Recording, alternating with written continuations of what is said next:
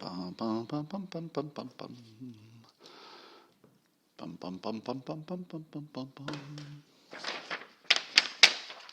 Hey, everybody, come on in. It's time for the evening edition. I thought I was going to take questions, but once again, I forgot to push the right button, so we won't be taking questions. But will we have just as much fun? Yes, we will. I would love it if Periscope could fix that bug so that once I start a live Periscope, I could remember to invite guests, but it's too late. All right. Well, we got stuff to talk about. For example, let me tell you what I found out about drumsticks. Interesting, huh? I've been trying to learn drums and mostly online. I had an online teacher for a while, and now I'm going through online self-teaching through YouTube. And here's one of the things I've learned. Man, is it hard to learn anything from YouTube videos. Let me give you the beginning of every YouTube video. And hi everybody, and we've got notes at the bottom, and here, 10 years ago I heard this thing, and then I met a guy, and in 15 minutes after I'm done droning, I might show you the one little nugget of information you want, but probably not. You'll probably give up. So the first thing is that the people who make these very well, they look well produced, meaning the lighting's good, the sound is good, the camera work is good, but they don't know anything about teaching. I'm talking about the full body of YouTube videos about how to play the drums. Now, that just happens to be this one domain I dug into, but imagine all the other domains. Are they this bad? Let me give you an example of how incredibly bad it is trying to teach yourself just by looking at videos. So I found out after 2 years of noodling around and not being able to produce any kind of good sound, and also never being able to drum fast enough, I found out that there's a way to hold the sticks that's completely different than anything I've been exposed to so far, and that if you didn't know how to do that, nothing else works. So for 2 years, I've been holding the sticks wrong, and if you do that, you just can't progress. It's not possible. And all I knew was that you held them light, sort of in your fingertips like this, and that, you were supposed to hold them light. And I thought, well, there you go. What else is to know? I'm holding it light, I'm hitting things. But I would look at professional drummers and I think, I don't know, it just looks different. Whatever they're doing looks different. And I thought, am I just old that I can't get the speed? And I'd be like, I'm drumming as fast as I can, but I'm not. I feel like I'm maybe a quarter of the speed of the people doing it on every YouTube video from at every age. It's like everybody in the world is faster than me. And it turns out that it's not speed per se, it's technique. And specifically, if you're trying to hit it 3 times in a row, let's say fast, you sort of whip it down, and then the stick comes back, but the next 2 hits, you're not using your arm and your wrist, you're actually just using your fingertips to slap it down again as it bounces back the other 2 times. So you're using the bounce back and slapping it with your 2 hands. Now, I learned that today, after 2 years of looking at videos in which this was never mentioned. Not once have I seen it, and I even took lessons online for a while, and not once was this critical thing, which makes everything else possible, it didn't show up anywhere. I wasn't even looking for it, I just chanced on it. All right, so the point is, it's not about drumming, it's not about me. The point is, do you know how much better online education could be if I could go right to the thing I wanted and it was in the order that I wanted to see it? Can you imagine? Do you know how much happier and faster it would have been, happier I would have been and faster it would have been than taking a lesson? Because with my human instructor, you've got like the first 45 minutes is getting to know you. And you're like, 45 minutes, I could have learned quite a few things. And, then the next day it's how you doing, my equipment, let's get your equipment lined up. And do you mind if I take a phone call? But if you could give me a bunch of really quick videos with no introductions. Emphasis on no introductory material. I just go right to the point where it says, hold your stick like this, hit it, and then do this. And you'll be 3 times faster than if you just try to hit it 3 times. That's what you get is the speed. So I don't know about you. I mean, everybody learns a little bit differently. But if you could take me right to the thing I need and it's explained well by somebody who knows what they're talking about, I could learn a lot of stuff really quickly. It's only the boring stuff in between that keeps me from learning. It's all the bloat. It's the setup. It's the waiting. It's the get to the point. It's the I heard it already. Can you get to the new point? If I could control the exact pace of the information just by forwarding and going right to it, I think I could learn 3 times faster for a lot of tasks. Some things you need to practice. Anyway, so I saw a funny tweet today from Melissa Francis. She said that she made a clever tweet basically saying that Trump has the right to choose what happens to his own body, which made me think of abortion. So Trump has the right to choose what happens to his own body, whether it's hydroxychloroquine or whatever. So, of course, that story continues. The CNN acting as if, I don't have to say anymore. This will be the story that brings us all together. So I called a friend of mine who's my smartest friend who also doesn't like Trump, meaning that he's smart and he doesn't like Trump.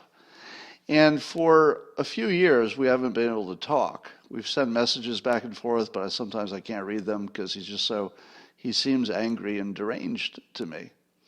And I've never really understood it because he's not just smart, he's Ivy League, brilliant guy.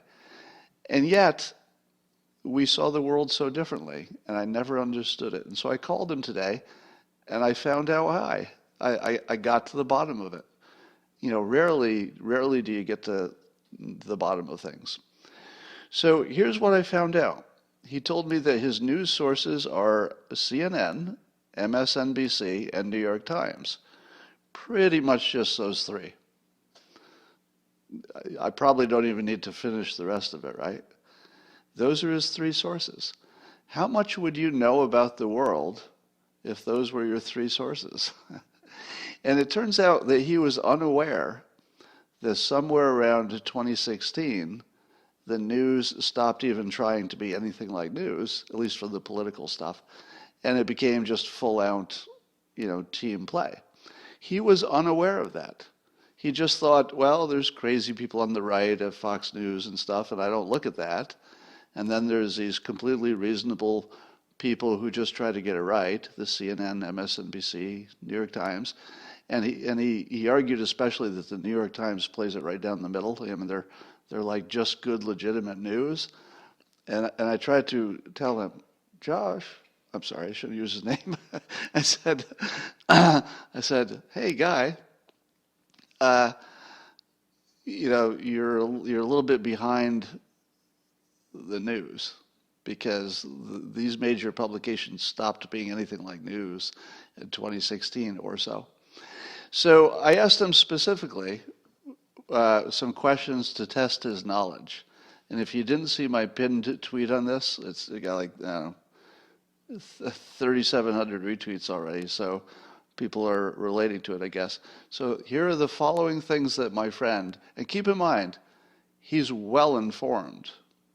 This is somebody who reads the news every day, follows the news, follows those news sources. And here are the following things that he'd never heard of, okay? He didn't know that you have to pair the hydroxychloroquine with zinc or it doesn't work. And that the studies that were showing hydroxychloroquine by itself wasn't working shouldn't surprise you because it wasn't with the zinc, which is the active part. He'd never heard that. I'll bet every one of you has heard it, right? He'd never heard that. Now, if you had never heard that, you would think that those studies were somewhat reliable. But now here's another one. He was unaware that something like a quarter of doctors, at least according to a poll, said they would prescribe hydroxychloroquine and azithromycin and zinc. So he didn't know that a quarter of doctors would say, yeah, I'd do that. Didn't know that. Didn't every one of you know that there are real doctors prescribing it every day?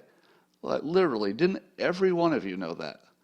Because the people who are sort of Trump supporters, mostly that's who's watching this probably, you see the mainstream news, but then you also see Fox News and other sources. But if you're only watching the left and you just can't stand to look at anything else, look at the things you wouldn't know. Here's what else he didn't know. He had never heard of off-label prescriptions. He didn't know that was a thing. He didn't know that the doctor can prescribe something even though it was only approved for a different use, as long as the doctor has some good rationale. But legally, ethically, and even as a normal process of medicine, it's very routine. Didn't know that. I'll bet every one of you knew that. All right? How about he was not aware that a lot of the frontline healthcare workers are taking hydroxychloroquine and zinc, I assume. How many of you knew that they were? Almost all of you, right? He didn't know, had never heard this, that the frontline workers, many of them, not all of them, are taking hydroxychloroquine and zinc. Here's the one that really blew my mind.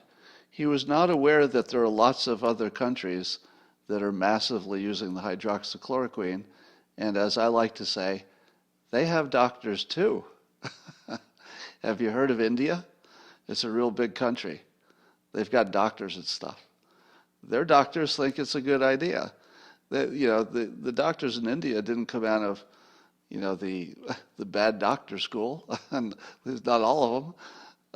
They've got a pretty good educational system over there. And, Malaysia, there's a bunch of other. But imagine that you'd never heard that. I mean, seriously, you'd never heard that. All right.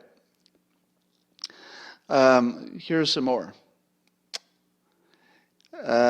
He had never seen the Russian troll farm memes, so he still believed that it's definitely a fact that Russia interfered with the election.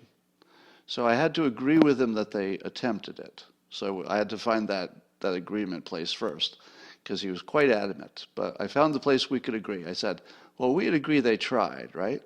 He's like, yeah, okay, we can agree that they tried. And then I talked about whether they succeeded. And I said, did you see the memes? Like the actual memes that they ran on Facebook. Did you see them? And he hadn't. but I have. And I said, nobody who's seen them thinks that they influenced the election, because it looks like a sixth grade project that didn't go well. I mean, you just have to look at them to know that they couldn't have possibly, not in your wildest imagination, could these lame little, it would be sort of like saying, I influenced the election because I sent somebody a Hallmark greeting card that one time. It's just so insanely not likely that had any effect on even one vote. But he didn't know it. He thought that there was some evidence that. I also asked him, he also argued that if 17 intelligence agencies say something's true, well, you can count on it. And I said, what? What? How in 2020 could you make that statement, that if 17 of our intelligence agencies agreed that makes it credible? It's almost the opposite.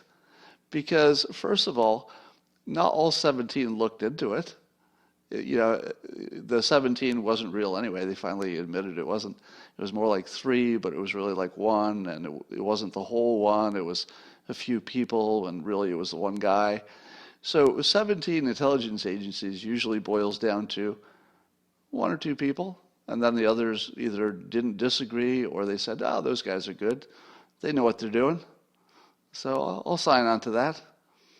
But to imagine that that is more credible. The 17 intelligence agencies looked into it. And my friend actually believed, and said so directly, that he believed that they would not give their opinions, the 17 intelligence agencies, unless they had each individually investigated.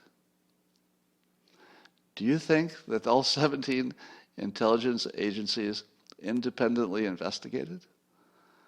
I don't think so. I don't think so. Do you think 2 of them might have? Probably not. If one of them did it, I'd be a little impressed that anybody did it. But to imagine that 17 intelligence agencies means something. He also believes it's a fact that Russia hacked the DNC. It might be true. It might be true that they hacked the DNC, but we don't know it, meaning that I don't know it. I didn't see it, and I didn't hear it from anybody credible. So if I didn't see it myself, and I didn't hear about it from anybody credible, which is the case, well, I don't know that they hacked it. I think I saw a story in Politico somebody sent me that showed that some other countries tried to hack that as well, but they were less successful. All right, did you hear about Joe Rogan moving to Spotify? How cool is that? So, well, it's not cool if you're not a subscriber to Spotify, I guess. So here's what's fun about that. So I guess he's taking his product off of YouTube, and I think iTunes, because he's going to be exclusive on Spotify. So you get to hear it just by being a member of Spotify, I guess. And, people are estimating it's a $100 million deal, etc. And I'm really interested in this because I, too, realized that YouTube doesn't have an upside. So, I moved to the Locals platform, and it's also subscription. So both Joe Rogan and I have moved to a subscription service because YouTube, for different reasons, I guess, wasn't enough for getting it done. So I think that's going to be a trend. I think the trend is going to be people don't want to see ads, and ads don't work. So both between the people who don't want to see them and the advertisers realizing they don't really work, I think you're going to see a lot more subscription entertainment, and you're going to be happier about it because no commercials. So good for Joe for nailing that down. I'm really happy that that worked out. All right. Somebody says, willing to bet your intelligent friend can't change a tire either. I bet he could. I'll bet he could change a tire. Somebody says, wrong, he's going to be on the free version of Spotify. So is he going to be on the free version so that that it drives people to Spotify and then they'll subscribe? Anyway, Spotify is paying him apparently, not advertisements. So maybe we'll find out more about that as time goes by. All right. I'm working on a few micro lessons, and thank you for signing up. Change a tire. So I'm working on a few micro lessons, but not for tonight. Is there anything that you would like to hear? I'm looking at your comments to see if there's anything you wanted me to talk about. So it could be today or maybe something you want me to prepare. So I know there's a little delay in the comments. So podcasts are free on Spotify. Did my intelligent friend bend it all? Oh, yeah, let me give you the punchline to that. So he is, mentally agile, meaning that he can change his mind if the argument has been presented and it's solid. The argument I presented was sort of mind-boggling in the sense that I was telling him that everything he thought he knew about politics was wrong because he'd been listening to sources that he trusted and were literally just lying to him for years. And how easy is it to accept that that's happened?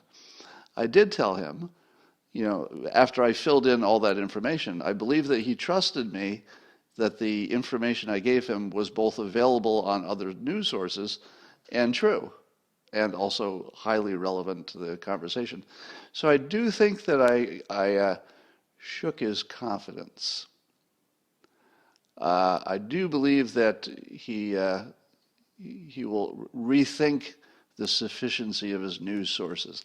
I don't know if he'll change them, but I think he'll at least have that bug in his head that there was a whole bunch of stuff that was relevant to the headlines that I knew and he didn't, and I don't think he's going to forget that.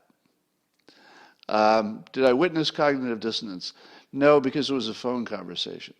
So I think you're asking about that tell where you see somebody's face go blank there for a minute. So no, I did not detect that.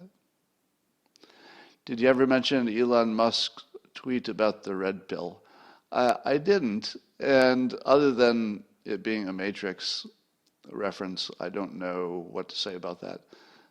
All right, the Trump slaughter meter. I'll tell you, I think the stock market has already voted, don't you? I feel as though that we're going to see nonstop goodish news from now until victory. So it's not that we won't have any bad news, of course, because the death count is going to rise, etc. But I feel like the news cycle went from one bad thing after another for a few months to we're more likely to hear about a new therapy or a new vaccine or a new technique. I feel like the news is going to turn unambiguously positive.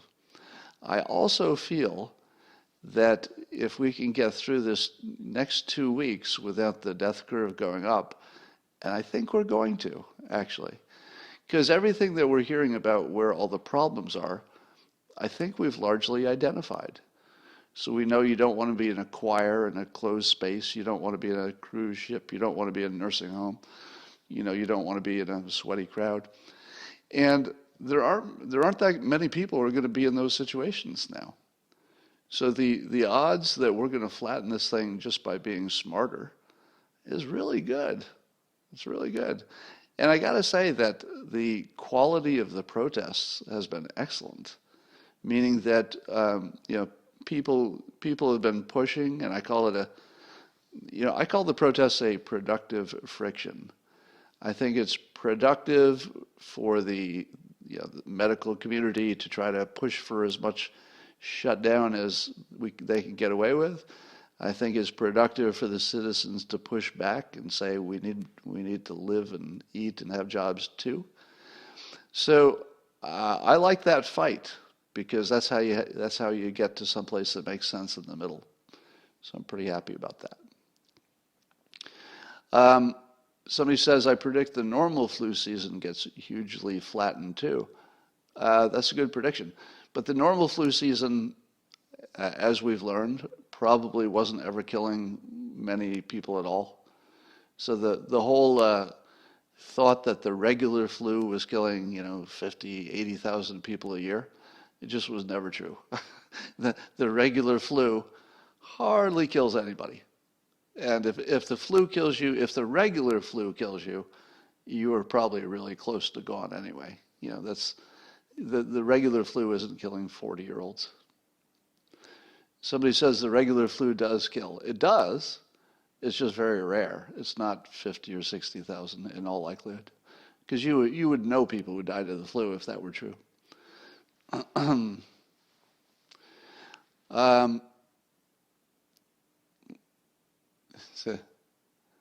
Like clockwork, experts are releasing news saying they were skeptical of Moderna's results.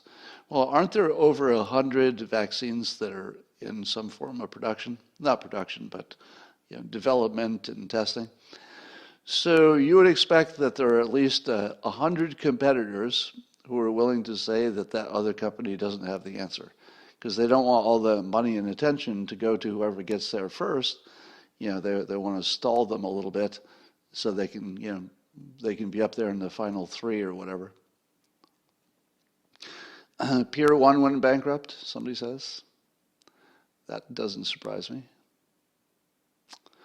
Micro lesson idea, how to nail the interview. I can do that. You want to know that now? How many of you would like to know how to nail a job interview? I think I could do that right now.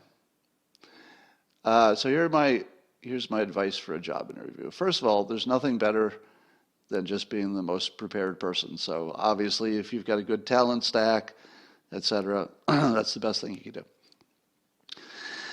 The next thing is you want to show that you have a commitment to learning, because the best employees are the ones that are going to learn and going to take on new stuff. So you want to project the thought that you're a learning machine. You've learned a lot of things. You want to learn new things. You want to learn everything there is. So when you talk about your desire to learn new things, your employer just lights up. It's like, oh, okay, I guess somebody will be able to like really fill in a lot of things, obvious promotion. So learning is just a key. The other thing is they want to be comfortable with you. So you want to know that you're not a complainer. So you don't want to say something like, when he says, why did you leave your last job? The last thing you want to do is to say that your boss was a bad boss. Never say that.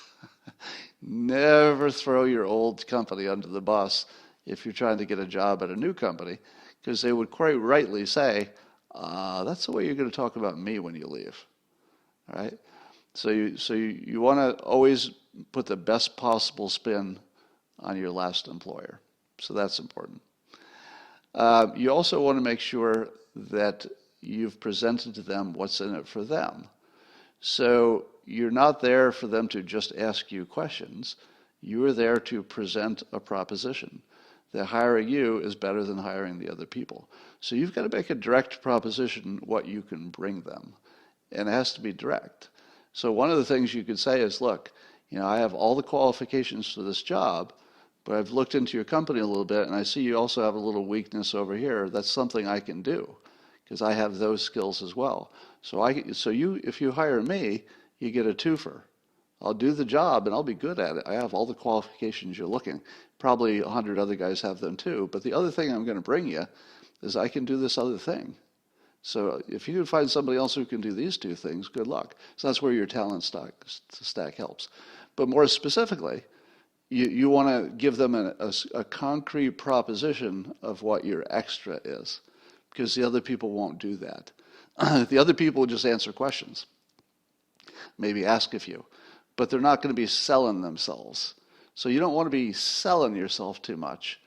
But if you're saying, you get me plus these extra benefits, and that might be valuable to you, then you've told your employer what's in it for them. So you want to show that you're agreeable, you're easy to work with, and by the way, sometimes I say that directly. Actually, almost all the time I say this directly. When I get into a business arrangement with anybody for anything, I generally tell them directly and upfront that it's my philosophy to give extra, because it is. So, if I have a job description, I would tell my boss, look, I'm not about the sticking to the job description. I'm going to do what needs to get done. So, you don't hire somebody who's just going to slavishly do the job description. I'll do that too, but I'm going to do what needs to get done. I'm an adult. And so you want to sell yourself as somebody who's bigger than the job, but not so big that you will want the boss's job. You don't want to threaten the boss's job. That's not good. But you want to look like you're so helpful that you're going to be the easiest person to work with. You'll be a self-starter. You'll be teaching yourself new things. You'll be volunteering to fill in places that nobody even knew needed to be filled in. So it's all about presenting the extra. Think about the extra, and then also use pacing and leading. So pacing is when you match the person in any way. So let's say you walk in and you see the person's got hunting paraphernalia, You're not a hunter. You don't even like anything about hunting, let's say, but you know you want this job. So you might use language that's sort of hunting related because it almost certainly will work. So you might say, well, I was locked and loaded, and I was just walking down the trail. I got off a good shot or something like that. Those are terrible examples because they sound too violent. But the point is, if you can get a read on the person, you can adjust your language to use the type of words that would be most comfortable to them. And they say, oh, you wanted me. Yeah, I talk like that. That's just like me. So you want to match your boss without being too obvious about it. Your potential boss, one that's going to hire you. Somebody says, psychological manipulation. Is it? Let's put yourself in the boss's position. Put yourself in the boss's position, and I come in for the interview. It's, not me, the cartoonist. I'm just coming in for a job. And I do everything I just recommended. What would be your opinion of me if I did everything I recommended and you knew that I was doing it for the purpose of getting the job? You knew that I was manipulating the situation to get the job. What would you think of me? Well, if you're smart, you'd say, how well am I doing it? Because if I'm manipulating him and I'm doing it well, meaning that I have legitimately offered a value proposition, I've explained it well, I haven't made a mistake, I hire that guy. Do I care that he's putting on a show? No, that's why I invited him here.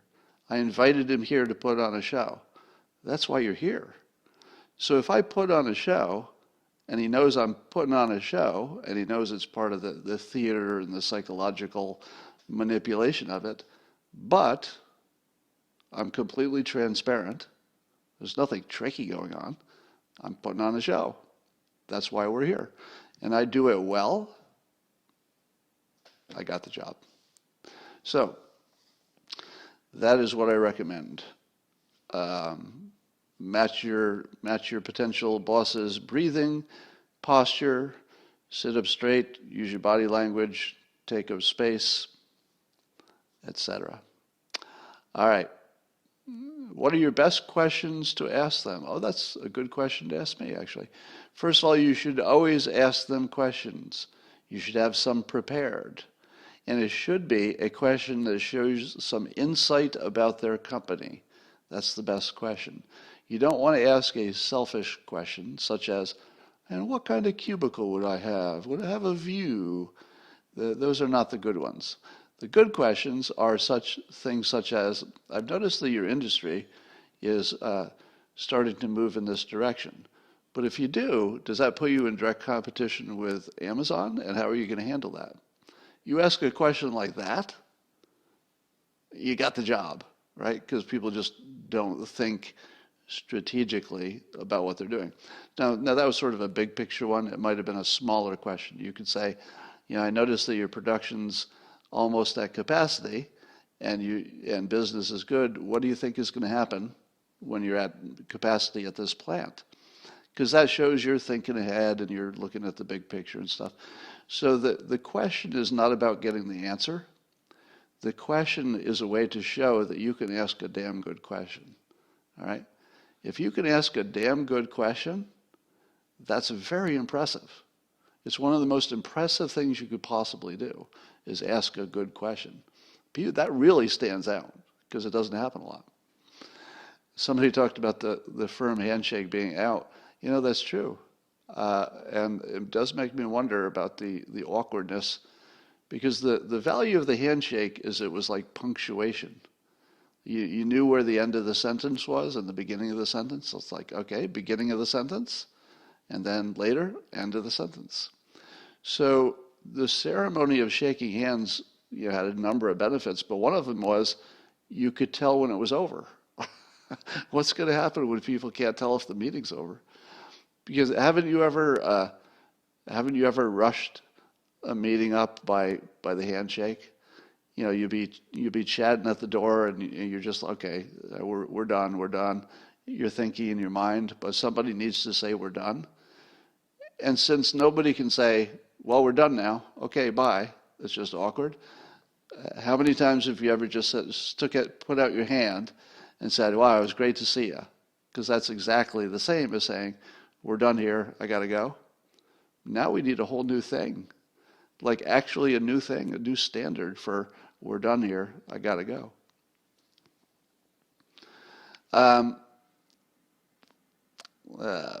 Both palms on table. You've got a lot of suggestions in the comments here. All right, I'm going to go eat some dinner. That's what I'm going to do. And I will see you in the morning. And you should look forward to good news, top to bottom. All good news tomorrow. That's my promise to you. And I will see you in the morning.